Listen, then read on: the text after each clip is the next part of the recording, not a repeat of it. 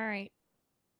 So I've thought a lot about the conversations that we've had, and as you know, I am considering multiple people for assistant chief of police. But I will be honest, you've stood out to me above everyone else. Oh my! Oh, I thought I was getting fired. Oh my god! Oh shit! Okay, sorry. You need a minute? Yeah, sorry. I thought I was coming down here to get shit canned, ma'am. Did you do something that would warrant firing? No, I don't think so. I just look at Den Shiesty and he's been fired before, and you know. Well, pending approval, obviously, from BCSO on your transfer, I would like to formally offer you the position of Assistant Chief of Police in the LSPD. I would formally like to accept that position, ma'am. All right, go to BCSO High Command, get the transfer approved. Understood. Okay. Once they've approved it, we will, announce it, have you sworn in as Assistant Chief. But up until then, I think we just start cooking. I agree. And I'm sure you know this, but anytime, any place you need me, I approach Nino with this as well. Like any time or place that's needed, I will be there. So I'm always an email away. I don't know. I'm kind of speechless, ma'am. But I'm excited for the future, and I think that we can, as long as we're staying positive, I think we can steer this ship around and. I agree. I think I didn't want I got a kid on the way! I didn't want somebody who was going to just immediately agree with everything that I say. I need when I'm making the wrong choice, I need you to tell me. Absolutely, ma'am. Yes. So I will 100% do that. I think that is the smartest thing you can do. Obviously, you want to have somebody who doesn't necessarily disagree for the sake of being a contrarian, but I think civil. I think that's how you make progress. What I'm trying to say. Sorry, again, I'm speechless. I can't string my words together. Part of this choice is because I've seen you primarily in shift 1. And I think it's important that high command presence is that there's high command presence in every shift. Okay. One thing that I have been thinking about as far as thank you. Command structure. Well, I guess let me backtrack.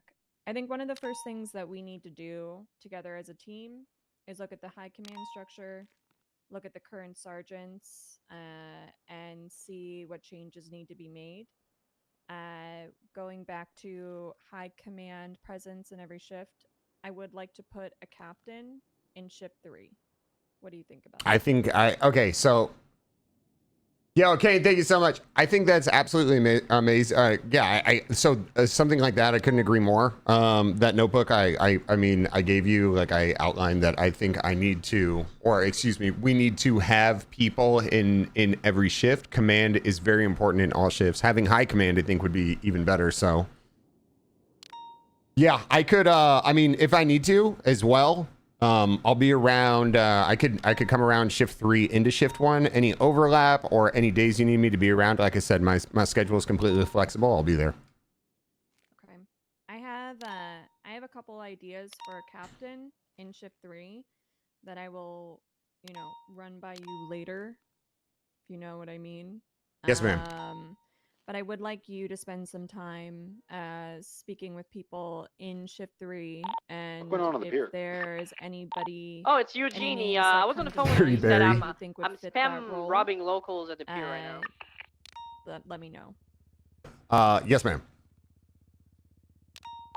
Okay. Yeah, I mean. Okay. So that is sorted out. Liam? I don't know Liam. Over the next several days. Out of character, I'm gonna be 100%. drafting Tim up, Mac. In character, I don't know. I guess SOPs for a new training program. My thought, and this is something that we need to work together on, is how do you feel about removing PPO and going back to solo cadets? That's just, I mean, that's just a terminology change, right? Or is there... I mean, it is and it isn't.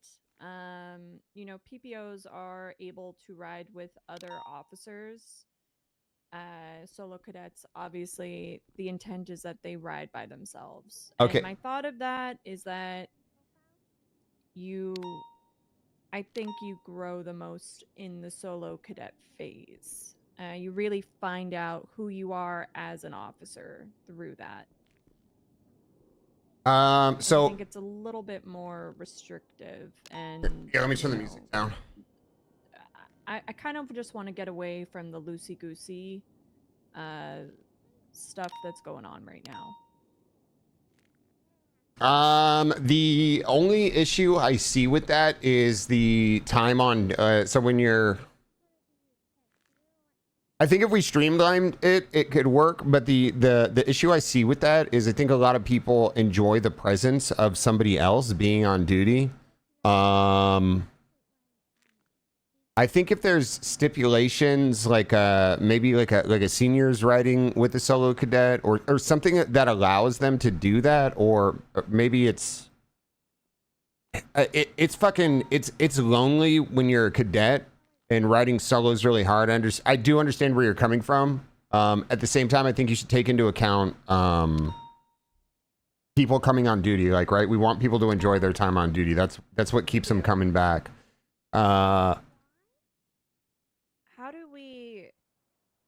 Okay, so if we continue to allow people, you know, solo the PPOs or whatever to ride with people, you make it so if they're how are we managing them and watching their progress? Because obviously they're just getting pushed through. Is that through the final eval? I don't know to be honest, I don't know what's going on. So I was a transfer. I just got pushed from cadet to PPO in 3 days. And then after that, I was just told that I was an officer. Oh, no, I did do a final eval. I did a final eval with Bones at the time, and then he pushed me through to officer. I'm not sure how things are being done in the LSPD currently in the BCSO. I have to see. I know every time. So Clear is on top of it. Declan is on top of it. Building.